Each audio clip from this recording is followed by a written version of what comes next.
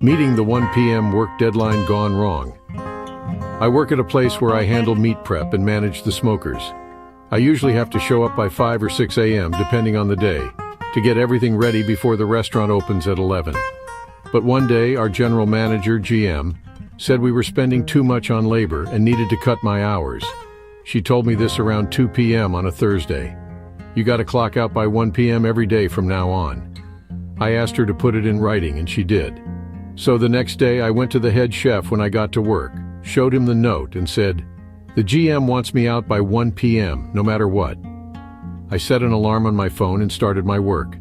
I finished prepping for the next day and began cleaning when my alarm rang. The pit area looked pretty bad by then. The walls had some smoke stains that could be cleaned with degreaser. The cooler floor had some blood spots that needed cleaning before they got stinky. My table had leftover seasoning from the pork I'd prepared, and there were still bits of meat stuck to the walls.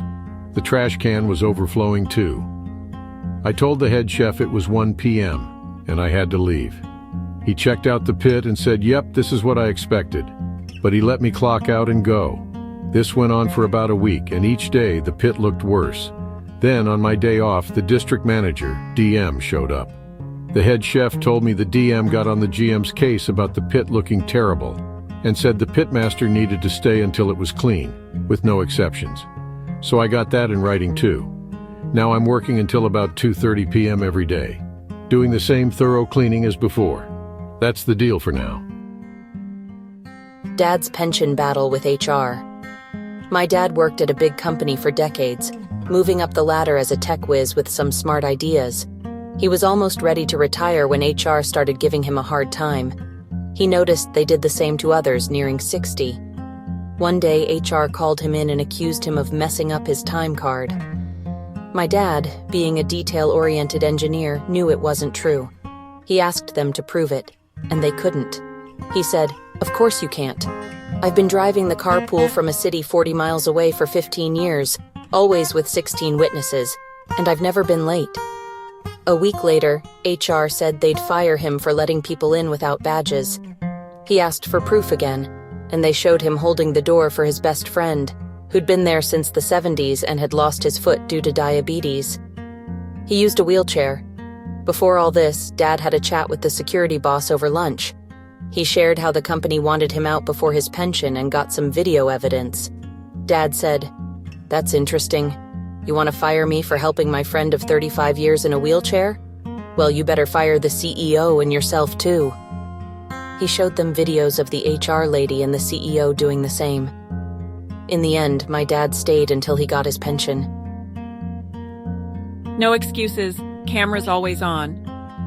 I work as a project manager and data scientist, handling various public health projects, including one with a demanding team from a government department. After my maternity leave, I returned to the office 3 days a week, where I needed to pump breast milk for my baby. Fortunately, I have a private office, allowing me to work on emails and reports while I pump. My breast pump is hands-free and convenient, though it's noticeable and not very quiet. During one of our Zoom meetings, scheduled during my pumping time, I decided to keep my camera off to participate while using the pump.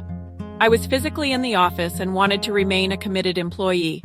The meeting began with a few participants having their cameras off.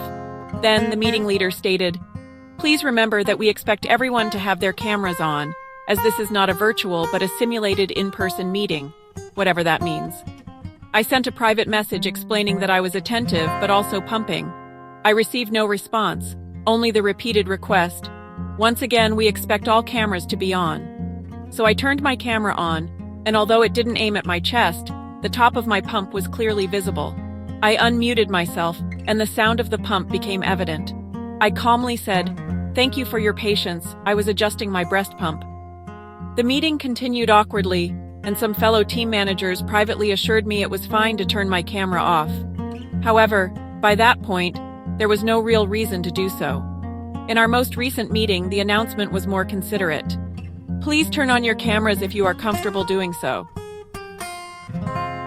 Docking pay for 2-minute lateness leads to overtime payouts. I used to work at an electricity company call center. They were big on unions there, but they kept a close eye on when we logged in. Here's the kicker. If you were just a minute or two late, They'd cut your pay for those minutes. Seemed kinda petty to me. I mean, sure, if you were super late, maybe they had a point, but 3 minutes? Well, the union found out about this, and they were not happy. They demanded to see everyone's login and logout times. Turns out, a lot of us had to finish up calls and clear the queue before we could officially leave. So, sometimes we'd stay a few minutes past our shift. On really bad days, it could be 15 or 20 minutes. The union did the math and made the company recalculate our pay based on our actual clock-in and clock-out times.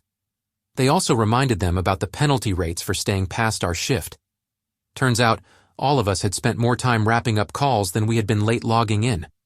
We got paid for those lost minutes at overtime rates. It cost the company a ton of money, and they never docked anyone's pay for being a few minutes late again. Please like and subscribe for more videos like this one. Thank you.